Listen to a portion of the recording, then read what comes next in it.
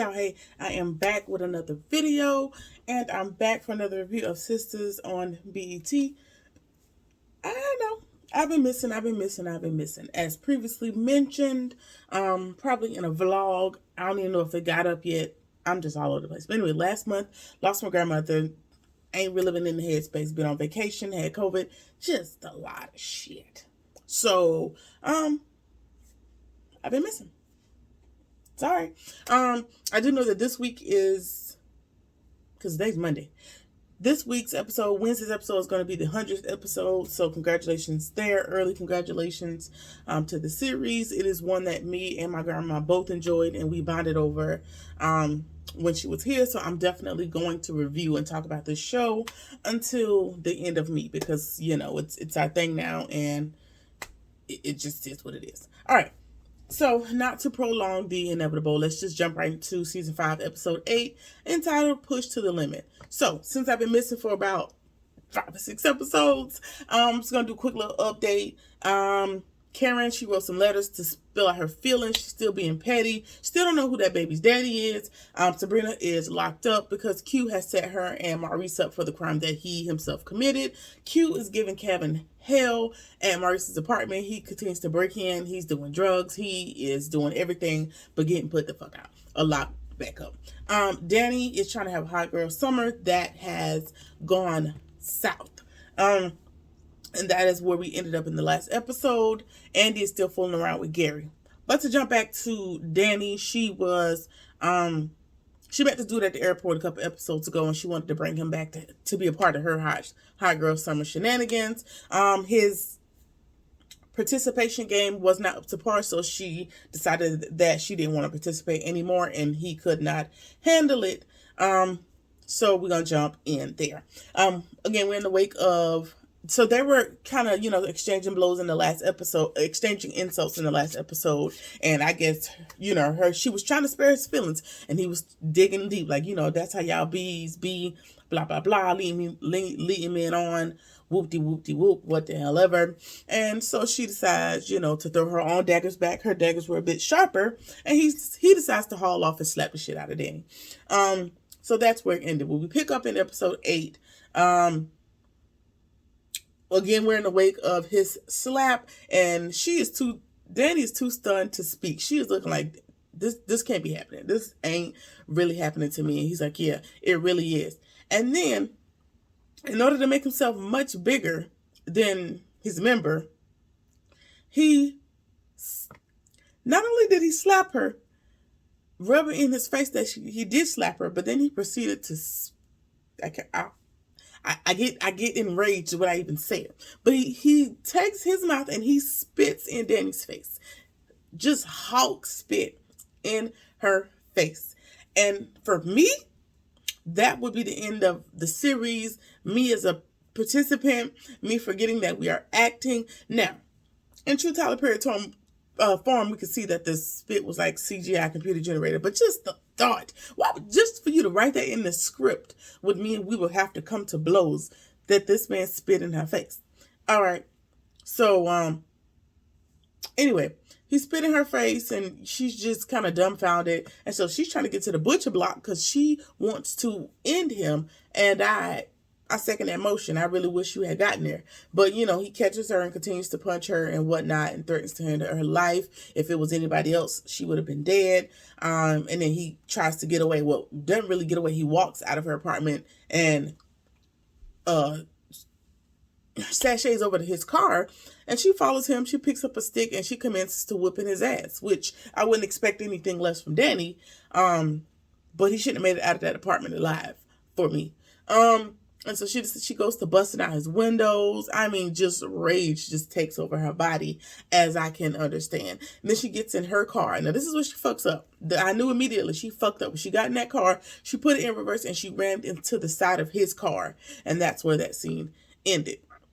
So I'm sure we're gonna get back into that. So we're gonna jump on to Karen. She calls Andy and she claims to be getting some rest, and she tells Andy about the meeting with the guys in Fatima, and that she wants to talk about it face to face over lunch, and to bring all the girls with her. And of course, Andy's trying to tell her, like, okay, we'll all be there.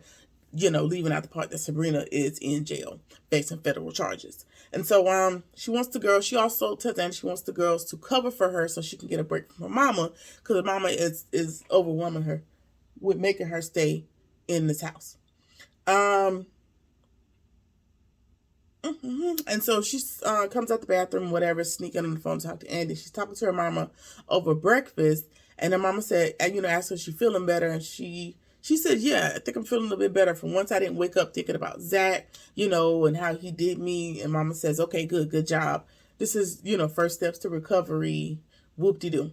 And so mama asked her, like, Fatima's got a point when she says, do the math and divide by 6, carry the 1, blah, blah, blah, whatever the suggestion was for Fatima. And Karen tells her, like, I already did that. And she claims that she already did the math, and that confirms to her that Zach is the daddy, which, okay, girl, delusion still, I guess. And so she's still on this horse, dying on this hill that she knows who the baby daddy is, or whatever. Mom's like, okay, cool, let's check with the doctor. She don't want to hear that. She's doing everything she can to kind of ease from under the sense that her mama is making at this point. But mama ain't letting it up until we figure out, like, what the math is. Mama's like, I'll call the doctor myself, like, so we can get this figured out. Which makes sense, but we know that Karen's in a constant state of delusion, so she's going to fight it tooth and nail. All right, so the next morning, Andy is done with what's his name, Gary. And so she's heading out. She told him, I had an early day tomorrow. I got clients to see. I got things to do. So I'm finna head out. What you finna do? And so she's getting her stuff, and she gives him his clothes. She was like, all right, go ahead and get dressed. I gotta go. And now he want to know, like, what you trying to hide? You're just asking too many questions. Like, are you gonna go see somebody else just on that insecure shit again? And then he asked, hey, can I leave some clothes in the drawer? She was like, listen, we not there. I'm just gauging your mind and your attitude to see if you really changed as you say you would. And you tried changing before, and it hasn't been successful, so we're just playing this thing by ear. Which, y'all done played this by ear, teeth, tongue, nose, and everything else to this point, but I guess we're gonna keep trying. Anyway, while she's in the shower, she calls Judge Ross, who was Marilyn's. She's on Marilyn's payroll, but she hasn't heard back from her. She also tries to call Danny, and she's leaving voicemails, just trying to get the day going. And then she goes back into Gary's pocket, and she reads the paperwork that she found last night, which is the paperwork about Hayden and Gary trying to steal the company from up under Robin, essentially. So hopefully she's gonna try to run interference and play Gary so that they won't steal the company from from Hayden. Hopefully, if she's got any sense, she would do that, because she has a vested interest in them not stealing the company as well. So we'll see what happens with that. All right, so Fatima and Zach, she's still being standoffish from the incidents that happened at Karen's house last night. She's trying to run away while he's talking to her, and he thought about Karen's letter and realized, there may or may not have been some valid points, but he's just tired of getting beat down about it. He still wants Fatima to be even more comfortable in the fact, like, he's done with Karen, and let me take you on a date. So they got a date later. All right. Let me just say, Fatima and Zach, I don't know, like, okay. So we know we got Fatima and Zach on this season of Sisters, but they also have their spinoff called Fatima. I like them together on Fatima, and I like them separately on Sisters. I don't really know where I'm going with this, but it makes sense to me, because Fatima is much more even-keeled on the Sisters franchise, and she's much more homicidal on the Fatima side of the house. And I don't know, it's giving polar opposites, but she also seems to have like, she's level-headed over on when she's on Sisters. So I don't know, and I don't know how they're gonna make them tie together between the two series, but I prefer them apart, because it's maybe once Karen is removed from the situation, I can tolerate them on Sisters, but right now Karen is a part of the scenario, and it's getting on my nerves, because that's all that they have to talk about. And considering y'all moving in, y'all tying up vested interests, and y'all in love and all this other stuff, Karen cannot be the Karen on this franchise, and other women on the Fatima franchise cannot be the entire foundation of y'all relationship, because baby, it's not gonna never work in that case. Anyway, back at the law firm, Hayden strolls in like he the head bitch in charge, and Robin pulls that ass right on in the office and shows him an email. And he's sitting there looking dumbfounded like he don't know where the email came from. And Robin asks him, do you recognize that IP address? And he's like, no. Oh, yeah, you do, because it's one of yours. And I'm going to tell you now, you really don't know who you messing with. Because, see, Hayden and Gary don't realize, like, Robin is a little bit more, that dude than y'all think, than y'all willing to give him credit for. And, he has resources that y'all don't have available to y'all. He has a CIA connection that was able to trace the email that so somebody sent him the email saying Andy was messing with the housekeeper, and basically the CIA traced the email back to Hagen's computer. And he was like, listen, like, what are you doing? He looking stupid. He's like, listen, I'm telling you, like, you keep burning bridges with me. And he's just basically just patronizing him, like, oh, my bad. You good, boss? What else you need? Like, basically, short talking to man, which would have sent me too, because I'm giving you yet another chance and not firing your ass, and you still acting like you don't give a damn. Why? Because he thinks he has some leverage in the back seeing what him and Gary are doing. But if you're trying to F this man over, you would think you would want to be nice until the deal is done. But you so egotistical, you think the deal is done just because Gary's on your team. Both y'all are freaking idiots, so that's not a reasonable assumption, but we're just gonna let you have it. Anyway, and so Robert reminds him, like, listen, this your strike 3. Keep your nose clean, or your ass is out. And he dangles some little minuscule number over Robin's head, saying, hey, remember, most of your client list for the law firm comes through me, and I'm responsible for 34% of revenue that came in this year. So you're really not going to find me, because I'm a valuable asset to your firm. And Robert reminds him that, remember, everything of value can also lose it, so not too much. And while you dangling that 34 over my head, remember, you were only responsible for 12 the year before, just to humble you down and let you know, yeah, you had 34 this year, but next year could be something different. Or hell, it's a risk I'm willing to take. You and your clientele can leave if you play it in my face next time, basically. So yeah, Hayden, it's giving. I'm ready for Fatima to put Madam on Hayden so he could be just a whisper in the wind, or so he could be on an airbrush t-shirt at this particular stage of the game. But we're just going to go through to get through. All right. So Andy is finally in the office, and Robin comes in and tries to apologize, and she shoos him away.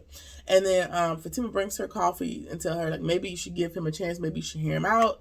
And moving on from that conversation, it wasn't in depth. And then Andy tells Fatima that the judge contact that Marilyn gave her is not responding, and Fatima's like, oh, no, that is unacceptable. She knows, she's supposed to be responding. Let me send out a text message, sit by your phone. And Andy's like, oh, okay, cool, sure. In the meantime, let's just talk about Karen. Fatima tells her about Karen the night before, blah, blah, blah, and then in that moment, the phone rings. And it's the judge. And just that fast, in a matter of minutes, Fatima was able to send out one message and got some act right from the judge. Because if you watch All the Queen's Men series, you know that Madam has this judge on her payroll because she comes in and sleeps with the male strippers, and her husband got his own indiscretions, and he's a judge, and it's just very complex. Anyway, the judge is on Fatima's mob boss cousin's payroll, and so she has to fulfill this favor for Andy. But Andy, so naive as she is, doesn't realize that, okay, yeah, she has a judge on her payroll. Now she has a lawyer on her payroll too, by way of you. While you're only a divorce attorney, you could prove to be an asset that's going to have to repay this debt to Madam at some point or another. All right, so she's going to let them get in to see Sabrina tomorrow, and she's trying to give the good news, today, that same day at 5 o'clock, and now she's trying to reach Danny, but she can't reach her to get good news so they can get ready to go see Sabrina. All right. Hayden calls Gary and tells him about the threat that he received from Robin, and now they're both looking lost. Like, he can't be that connected. How does he know the information? Well, obviously he's that connected, you freaking idiots. And so now they're trying to scheme with the investors to get Robin off the hedge fund, and I guess to potentially get him fired, to steal the company from up under him, which hopefully, because Andy has that information, won't work out in their favors, because who wants to be ruled by Gary and Hayden?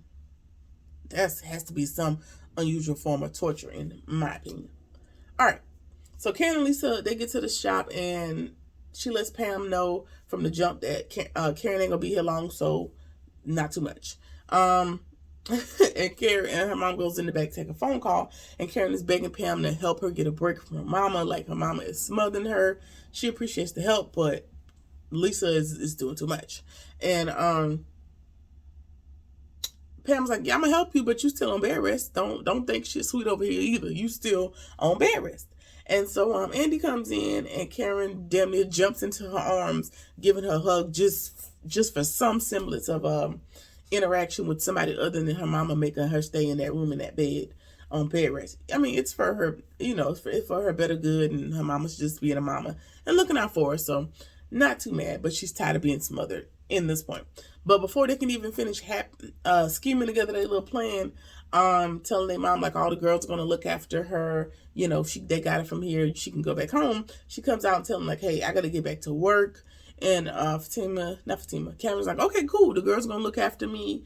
And then mama tells her, like, okay, you should have told me that sooner, because I called Aaron, I guess, to ask him to look out for her in her mother's absence. So now we got Aaron and the girls that are going to be looking out for Karen in the meantime while mama goes back to work.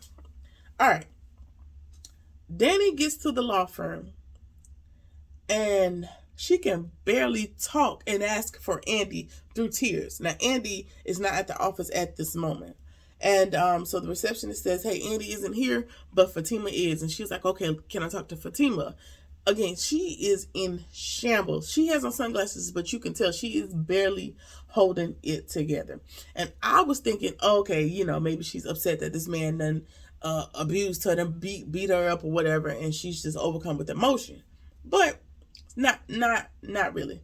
And so as they're sitting there talking, Fatima and Danny, Andy comes into the office, and Fatima's like, you need to go talk to her. It's not looking good. Like, something's really wrong with her. And so they think it's about Sabrina, that she's upset. And Andy's like, okay, it's nothing to cry about. The judge got us in to see her today. We're going to be able to see her, we got to get to the jail. It's okay. And she's like, no, that's not it, Andy. She says she is under the assumption that she done killed old boy from the airport. So by way of her ramming her damn car into the driver's side door, she thinks this mofo is dead. Which, are we really upset about it? Probably not. Not about the fact that he's dead, but about the fact that, I guess she has to now think of the legal ramifications of her potentially killing this man. Now, in true Tyler Perry form, I know that this man probably is not dead, probably injured. She probably didn't stay around long enough to confirm whether he is or is not dead or unconscious or whatever the damage is. But we're going to get to Andy ahead of the curve to see what she can do. So next episode, we're going to finally get in to see Sabrina. She got her afro out. They done took her braids out. They done took her faux locks out. She in there probably struggling for her life, and the pressure is getting worse for Miss Sabrina. Hopefully Calvin can scheme up a way to get Q out of that apartment at least. But like Q was a professional scammer, and he constantly reminds Calvin, like, hey, you're not on the lease, so you can't put me out. I want you to put me out. I want you to put me out. He is not on the lease, so he can't put him out legally, which, I mean, that's cool. Things can happen either legally or illegally. Sir, you are in here doing the boogers of the sugars. You done sold my dog on TV, and you done snorted my TV up, and you worried about legality. I wouldn't care, because, sir, you can go back to jail. That's what you can do. Plant a camera, record him, something. Just like he said to Maurice, apply his own logic to him. Anyway, that is it for season 5, episode 8. I'm back into the proverbial swing of things, hopefully. We on episode 8. I'm not sure how many episodes are in this season, but I'm here for the duration. Hopefully nothing else happens. Let me know what you think about the episode. Like, comment, share, subscribe, and I'll see y'all in the next one. Peace.